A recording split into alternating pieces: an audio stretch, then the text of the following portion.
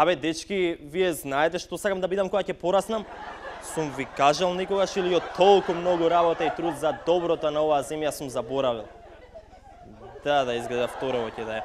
Епа да, кога ќе пораснам сакам да имам пари. Многу пари. Илјадници, милиони, милиарди. Да имам толку многу пари што ќе морам да си купам една зграда само за да ги чувам парите внатре. Да имам толку многу пари што нема да знам колку пари имам. Да имам толку многу пари. Добро, очигледно ме сваѓате.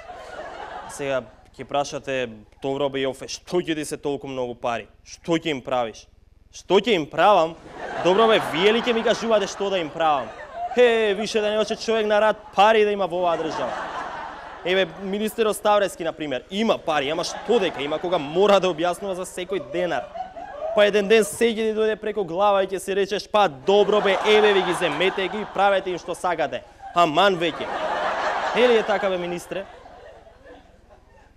За министерот за финансии Зоран Ставревски сеедно е дали 220 милиони евра кредит од ММФ ќе се трошат за капитални инвестиции или пак за плати, пензии и други тековни трошоци. Парите според него секако ќе завршеле за развој на македонската економија. Вие прашавте дали ќе бидат искористени за македонското стопанство. Да, преку се што исплаќаме од буџетот, било да се тоа капитални инвестиции кои што директно завршуваат во стопанството, или пак исплата на плати и пензии кои што индиректно завршуваат во економијата, значи повторно ја поддржуваат економијата. Чи за Скопје 2014. Ковте капитални инвестиции за тоа.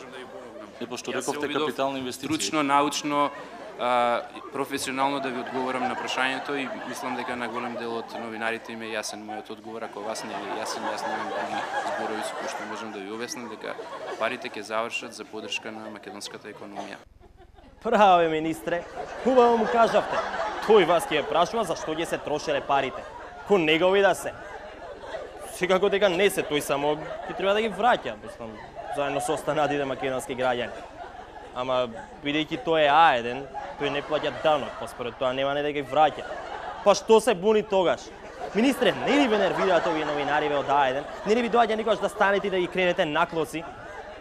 Или уште подобро, да им ја затворите телевизијата, например?